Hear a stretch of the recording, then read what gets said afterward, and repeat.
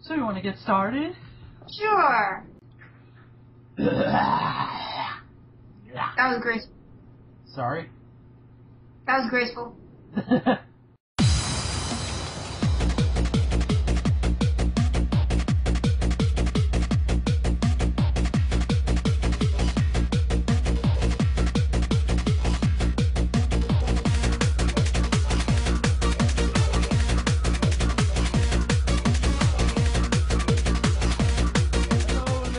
Gentlemen, and welcome to another episode of Geeky TV. I am the slightly ill at this moment Vacuuminator, and I am joined by the lovely Cally Shoka. Hello there.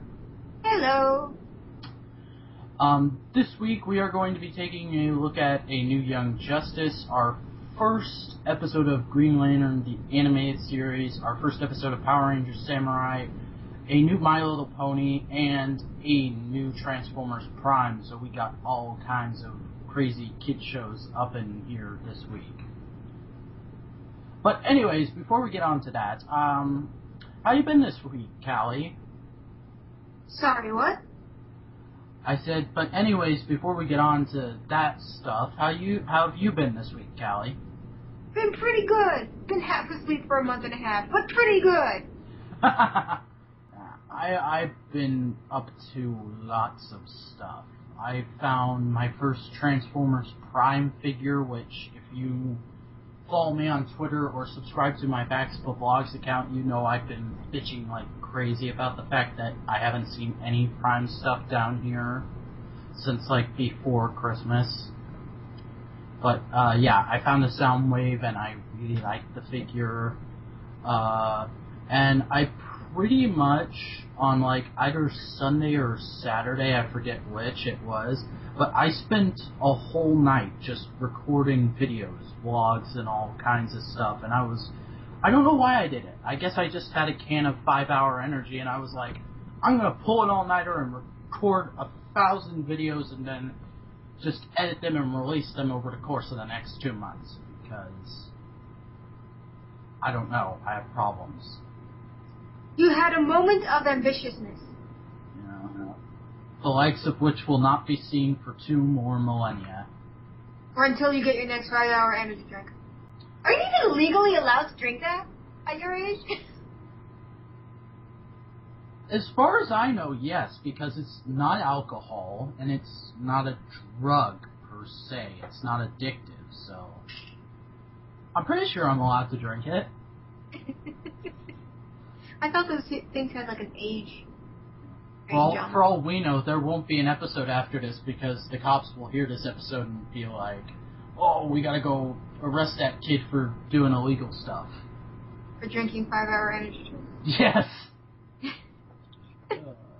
That would be the most interesting news clip ever. But I do have a quick announcement to make before we go on into the news shows, because we got a bit of news as far as stuff that's coming up. The Legend of Korra finally got a release date, and I am very excited for this cartoon because it is the long-awaited sequel to the show Avatar: The Last Airbender, which is one of my favorite cartoons of all time. So I'm definitely going to be watching this show, and I won't harp on you if you don't, but I definitely think you should give it a shot, Cally, because it does look like it'd be something you'd enjoy. I never saw The Last Airbender, though. Well, as far as I can tell, it looks like it's something that, yes, it is made for the fans of the original, but you don't have to watch the original to enjoy this. If I have time, I will let you know. Oh, crap, someone's gonna be something. And I'll probably be doing a special episode just to talk about the premiere of this, because there's going to be a lot to go over in the premiere that I don't think I can get down in just 20 minutes of talking, because it's going to be a 3-hour premiere block of episodes that are like one story arc.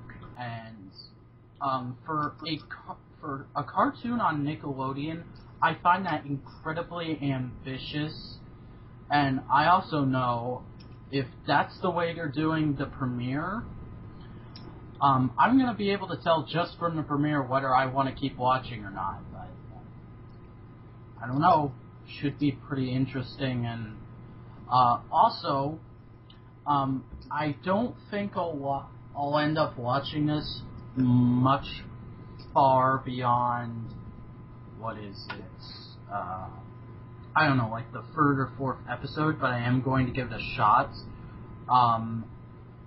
The Ultimate Spider-Man cartoon is going to be premiering on the 1st of next month, so I'm going to give that a shot. It looks like it's going to be a really cartoony cartoon, if that makes any sense. Not like a serious Spider-Man. But I'm going to give it a shot just because it's Drake Bell voicing Spider-Man. I've been a Drake Bell fan since I was like 7, and Drake and Josh was in its first season.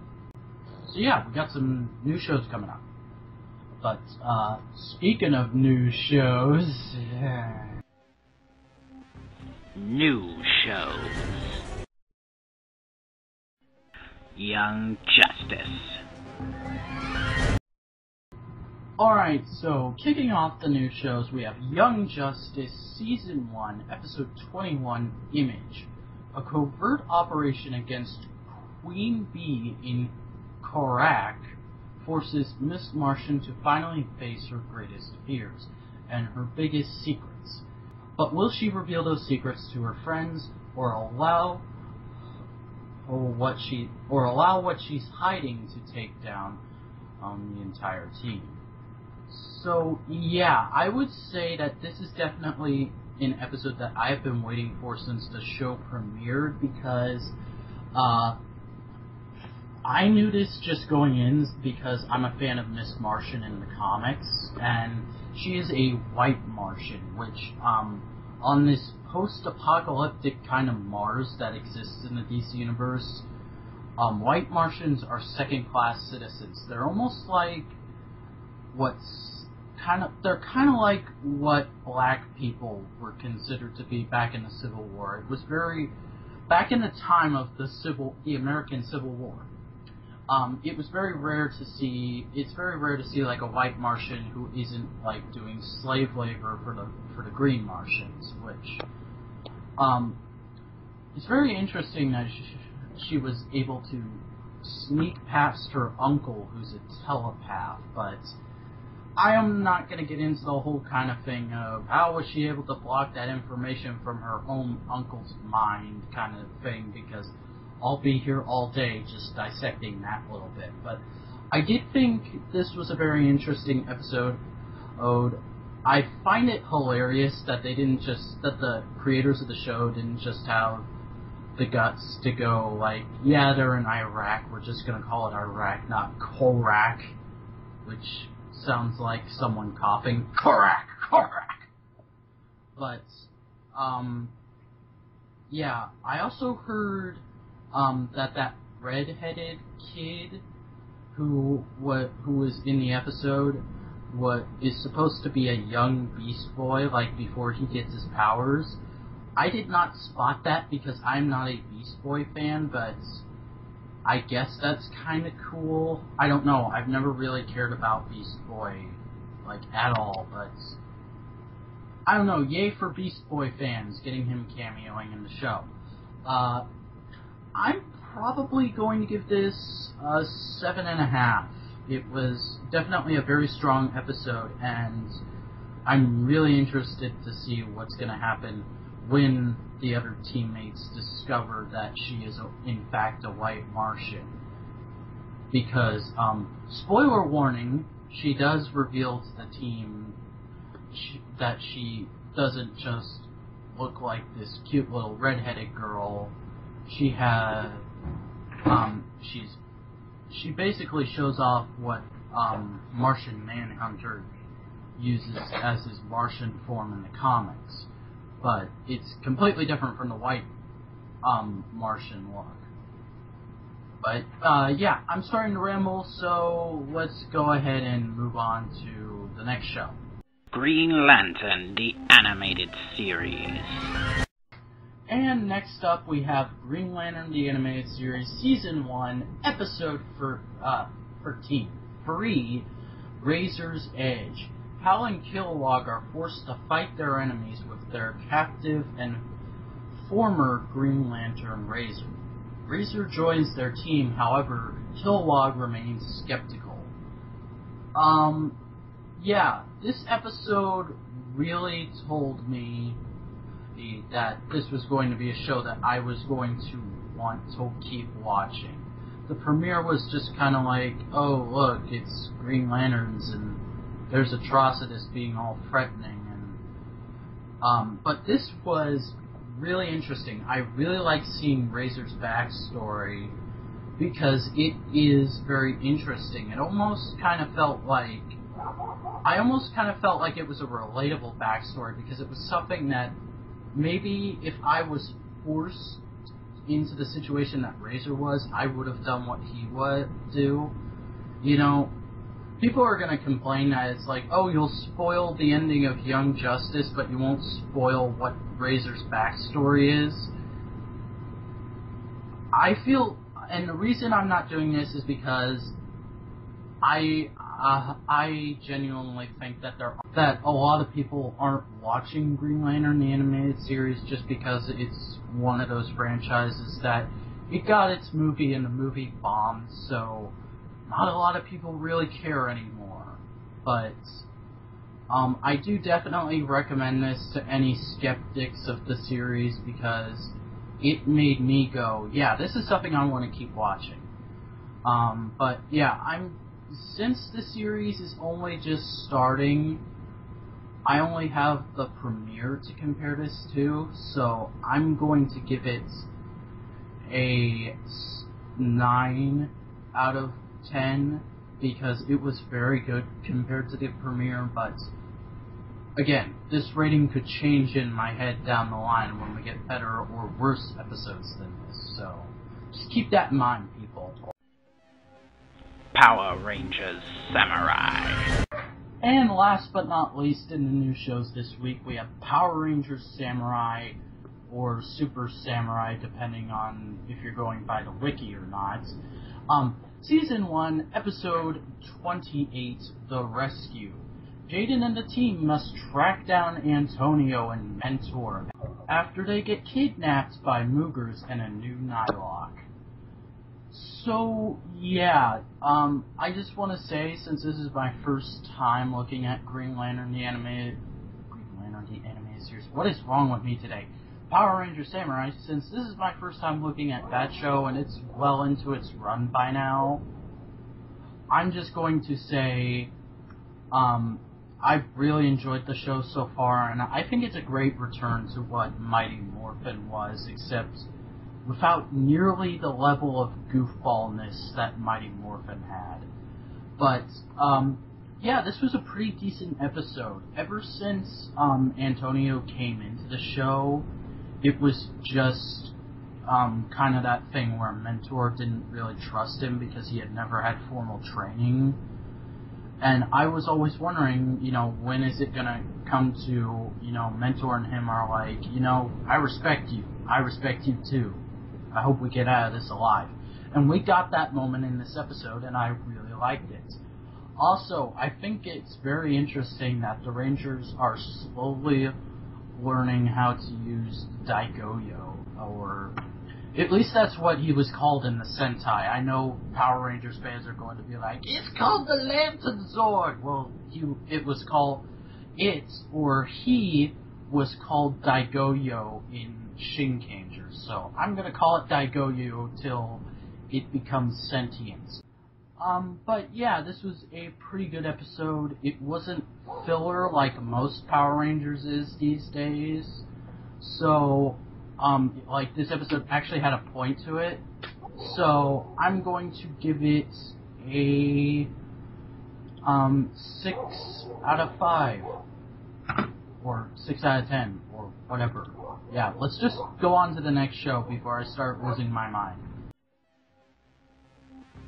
Reoccurring shows. My Little Pony. Okay. Spike goes on a journey of self-discovery by joining the Great Dragon Migration. But does a rough and tumble gang of teenage dragons really hold the key to the question Spike has about his identity? Dun dun dun! Yeah. Every time I read one of those, I'll have the dun dun dun sound effect. My shit tickles. Just to be silly, you'll have the dun dun dun. Yeah. But yeah, I really enjoyed this episode. I thought It was a good episode. Yeah, as far as I know, and I've only seen bits and pieces of the show up until now where I've started watching it regularly just for this podcast. But as far as I know, we haven't gotten any Spike-centric episodes up until this point, have we? Not that I recall, but I think season 1 had a few Spike-centric moments, but not an actual episode that kind of asked the same question of, where the hell did Spike come from in this manner? And I like how they actually never answered the question. Mm-hmm. And I thought it was very interesting because, you know, I can't believe I'm admitting this, but I do know somewhat of the lore of the original My Little Pony series, and they are trying to separate this Spike and this whole universe from the original very, very definitively in this episode, I want to say, because if you remember, in the original My Little Pony, Spike was just kind of like, in the first episode, he was a villain's henchman, and he got mistreated, and he was like, I kind of hate you, I'm going to go hang out with the ponies now. But in this, it's like, you know, he just showed up as an egg on Twilight's doorstep. Yeah, that's what Twilight said, is the egg just kind of showed up one day, and she was like, sure. That's the only explanation. And then at the end of the episode, they do the same thing again. Yes, Spike now has a pet of his own, which I hope that's not just a throwaway thing. Like, next thing we know, that thing's just in the background in scenes at Fluttershy's house. I want it to be an actual thing that keeps showing up. Because phoenixes are cool. But, yeah, I would say my only one real problem with this is that the teenage gang of dragons that Spike hangs out with during this episode, they were very just kind of cut out generic bullies who they were kind of like, you know, I like you, I'm going to try and make you be tough like me, but the second you talk back to me, I'm going to kick your ass, kind of that stereotype. And, you know, I realize that while this is viewable for adults, it is still meant to be a kid's show, but if there's one thing that ever irritates me, it's just having a flat-out stereotype. You know, I don't mind. Go on. But the thing is, stereotypes become stereotypes because they have a basis in reality. Teenagers like that exist. I've met a few of them. They're very annoying things. Well, yeah, I'm not denying that they exist, but it's just like, you know, it's a stereotype. I would like it if they would at least add a new dimension to that. I like the dragon in this episode, even the teenagers. Well, yeah, I was going to say, if you follow me on Twitter, you saw me tweet, holy S-word, Saphira from the Inheritance Cycle makes a cameo in the background. And if you don't know what the Inheritance Cycle is, basically it's this very popular fantasy book series that just recently ended, and I am a huge fan of. And if you haven't read it, you should go read it, like, now. Just, like, don't even finish listening to the podcast. This book series is way better than us talking about TV. Don't tell them that. Tell them listen to us first and then go read it. What she said.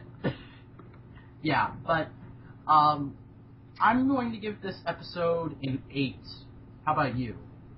Same, giving it an 8. I should give it a 9 just for Grackle. Grackle? That dragon that looked like the costume dragon that was just there. Oh, yeah! That was hilarious. That was pretty random. Everyone's like, Grackle! Yeah, I'm fully expecting him to be on, like, t-shirts and people being like, Crackle is one of the coolest things ever. The new Derpy. Yes, he's the new Derpy. So, just shows up in an episode, does nothing, makes a sound effect, scratches his side, and that's it. Everyone loves him. Yeah. I'm already a Crackle fan, so I liked Crackle before he was cool. Of course, this will be coming out long after we record it, so technically I like Crackle long after he's cool, but whatever! Let's go talk about some giant robots! Transformers Prime. Transformers Prime, Season 2, Episode 5, Operation Bumblebee Part 2. Bumblebee discovers that Mech and Starscream are responsible for his troubles. Will Ratchet confront demons from his Cybertronian past? Dun dun dun! I thought it was will Ratchet confronts demons from it, not like will he. But whatever. It's will. The way the sentence is written, will is just grammatically correct. Well does not make sense for this particular sentence. Well, when I read that, I almost thought they were using well as in, like, it's happening at the same time. That's not what that word means. Well, it can mean that sometimes, but... No. Let's stop arguing about the synopsis, okay? I know about grammar, man. I know grammar. I don't doubt that. But yeah, just as, like, my quick overall thoughts on this, I liked it. I still really enjoyed it, but it was kind of, like, compared to the first part, it was sort of a letdown because, I don't know, a good chunk of it was taken up with Bumblebee just going like, we're gonna break into this, mech base and I'm not even taking a hit. I'm just gonna trash this place and get my T-Cog back and, oh crap, my T-Cog got shot. I'm gonna cry now. That wasn't a large chunk of the episode. That was like 30 seconds of it. Seriously, that wasn't hardly any major points. It was a major part of the episode, but it didn't take nearly as much time as you think it did. Well, in the grand scheme of the episode, it felt like it took up a good chunk of it to me. That means that it made the impact it was supposed to make, even if you disliked it.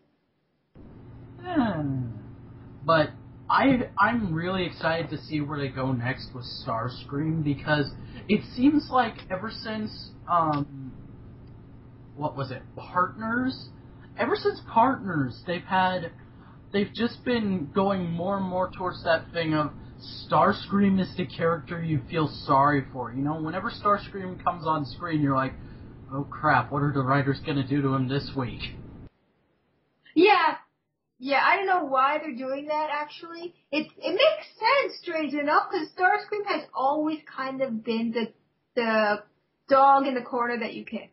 That is the worst thing I could ever say. But in every series, Starscream has kind of been like that, even a little bit. This time they're pushing it more than they ever have before. They just keep kicking Starscream, then kicking him some more, then let him get up for 2 minutes, but then they're kicking him some more. And yeah. so either it will all end up with Starscream pulling one hell of a move that'll make everyone cheer and go, yeah, that's Starscream! Or he will just kind of die. Yeah, I'm not gonna doubt that there's a full possibility that Starscream could die very soon, because he's kind of up shit creek without a paddle, to put it bluntly.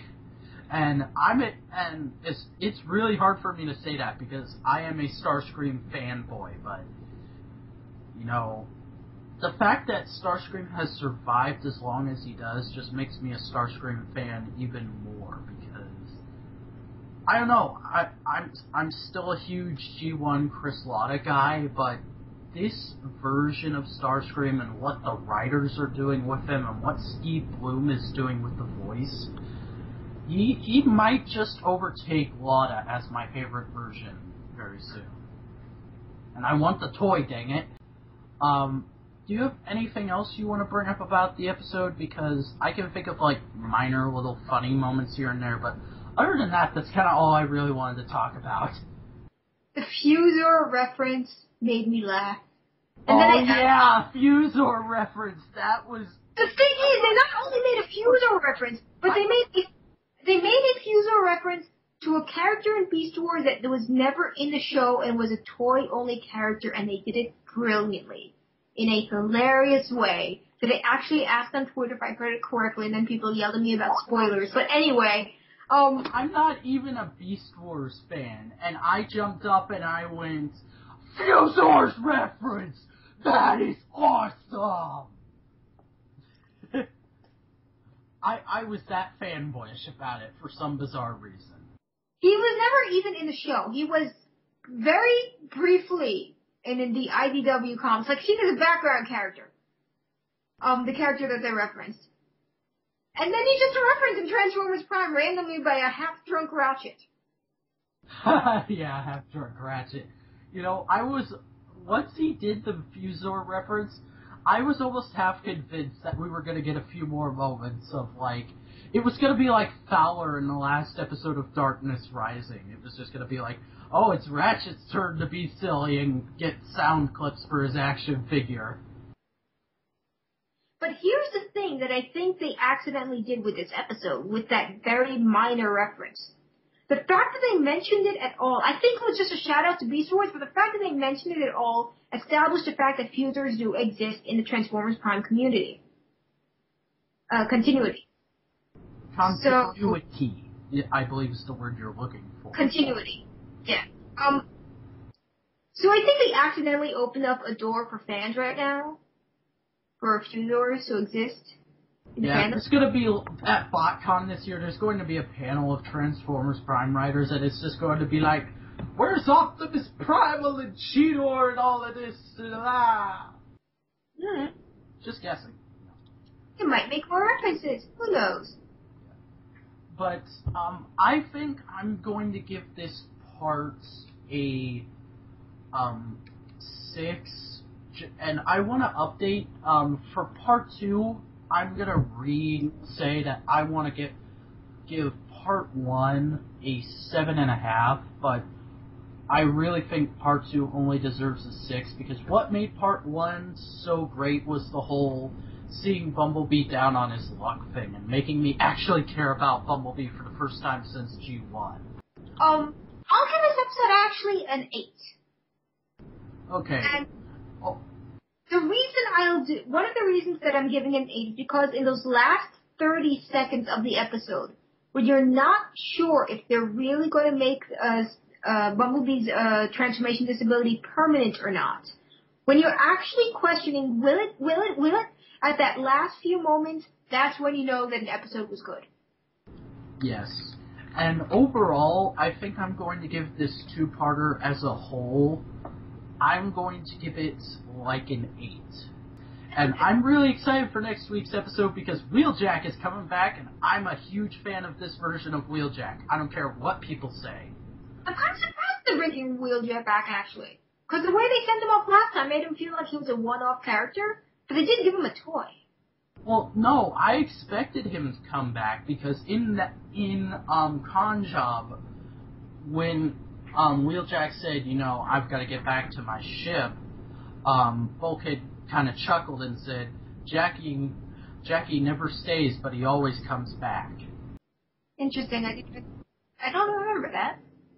Oh, well. Well, I have the DVD set, and I've been going through the episodes and listening to What the Fuck a TFW primetime while watching them, just to, get other fans' perspectives on the episode, because I didn't know What the Fuck a TFW even existed until just recently, so that shows you how knowledgeable I am with the TFW 2005 forums. So that's pretty much the reviews for this week in TV. It was a pretty good week of TV. I would say that the only thing that really kind of let me down was Young Justice, just because I was expecting them to full-on reveal to the team that, oh hey, Miss Martian looks like this really freaky thing out of Aliens, but kind of worse. But it wasn't like a total disappointment to me. But yeah, pretty solid week of TV, I'm gonna say. Yay! I don't know what you want me to say. But yeah, like I said during the beginning of the show, as soon as The Legend of Korra comes around, which that premieres on April 14th, and on the week of the 1st of next month, when Ultimate Spider-Man starts up, we're going to be taking a look at that as well, so look forward to that. But until next week, we would like to remind you that Geeky TV is a show brought to you by the Vacuum Network. You can visit us at thevacuumnetwork.tumblr.com for all of our shows and whatnot. And you can also follow us on Twitter. That's at thevacuumnet. I'm at Vacuuminator, and you're... I'm Cally. Hello and goodbye. It's at Cally Shoka. You can also subscribe to us on YouTube for every episode of This Week in Geek. That's at youtube.com/users/The Vacuumina Network. My YouTube is Vacuumina, and you're just Cally Shoka there too, right? Yep. And also, don't forget to check out Callie's DA page for all the puggles and other plush creations that she comes up with. And before we go, do you want to plug a certain convention you're going to in the next couple months? I'm going to be at BotCon. I'm going to have a table booth, whatever the heck the artist alley has. And I'm going to have puggles and prints of puggles and things. So yay! Yes, you can go there and meet one of us from the Vacuumina Network. But, yeah, until next week, I am, of course, the Vacuuminator, and you are... I'm Cally. And we will see you next week. Bye-bye.